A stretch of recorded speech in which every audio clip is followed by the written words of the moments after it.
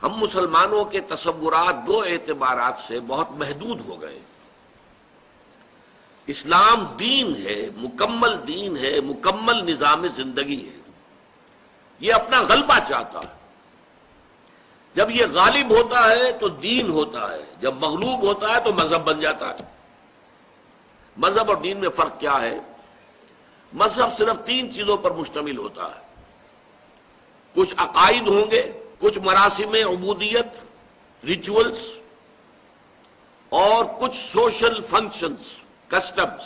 بچہ پیدا ہو تو اس کو کیسے سیریمنی کیا ہونی چاہیے، عقیقہ ہو، کوئی مر جائے ڈیڈ باڈی جو ہے اس کو ڈسپوز آف کیسے کیا جائے، جلایا جائے، دفن کیا جائے، کیا کیا جائے، کوئی تہوار منانے ہیں۔ تو یہ تین چیزیں جو ہے یہ مذہب ہے۔ دین میں آتا ہے تو مکمل نظام زندگی۔ اسلام میں یہ تین چیزیں بھی ہیں، عقائد بھی ہیں، ایمانیات ہیں، پھر عبادات ہیں، نماز ہے، روزہ ہے، حج ہے، زکوٰۃ ہے، پھر سوشل کسٹمز ہیں ہمارے۔ بچہ پیدا ہوتا ہے تو عقیقہ کرتے ہیں، شادی ہوتی ہے تو اس کے اپنے لوازم ہیں، نکاح ہے، ولیمہ ہے، پھر کوئی فوت ہو جاتا ہے تو اس کے لیے تکفین ہے، غسل ہے، تکفین ہے، دفن کرنا ہے، نماز جنازہ ہے، وغیرہ وغیرہ۔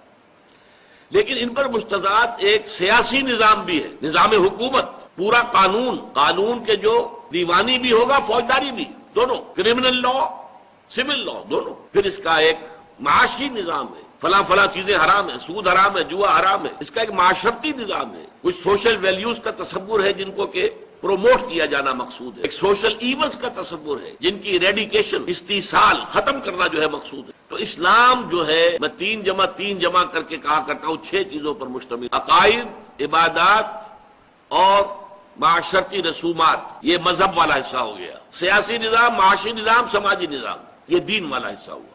بدقسمتی سے ہمارے ذہنوں میں بالعموم جو ہے، عام طور پر اسلام کا تصور صرف ایک مذہب کی حد تک رہ گیا، اور ہم اس پر کنٹینٹڈ ہیں۔ بلکہ ہمارے بہت بڑے عالم دین نے انگریز کے دور میں کہا تھا کہ ہمیں کوئی کام ایسا نہیں کرنا چاہیے جس سے کہ ہمارے حکمرانوں کو تشویش ہو، اس لیے کہ انہوں نے ہمیں مذہبی آزادی دے رکھی ہے۔ انہوں نے نماز پڑھنے کی اجازت ہمیں دے رکھی ہے، روزہ رکھنے کی اجازت دے رکھی ہے، عید منانے کی اجازت دے رکھی ہے، ساری اجازتیں ہیں ہمیں، لہذا ہمیں اپنے حکمرانوں کے خلاف کوئی حرکت نہیں کرنی چاہیے۔ جس پر علامہ اقبال نے پھر پھپتی چست کی تھی، ملا کو جو ہے ہند میں سجدے کی اجازت، ناداں یہ سمجھتا ہے کہ اسلام ہے آزاد۔ اسلام کہاں آزاد ہے؟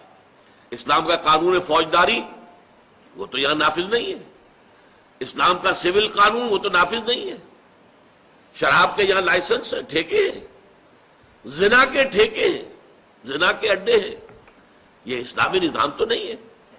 تو اس اعتبار سے اس نظام کو ہم ذہناً قبول نہیں کر سکتے۔ تو ایک تو یہ کہ دین کا تصور صحیح ہو جائے مسلمانوں میں، وہ محدود تصور کہ یہ مذہب ہے یہ ختم ہو جائے، اور یہ تصور واضح ہو جائے کہ یہ مذہب بھی ہے، لیکن مذہب کے علاوہ اس میں پورا مکمل نظام زندگی ہے، سیاسی، معاشی، معاشرتی، دی پولیٹیکو سوشو اکنامک سسٹم مکمل جو ہے اسلام کے اندر موجود ہے۔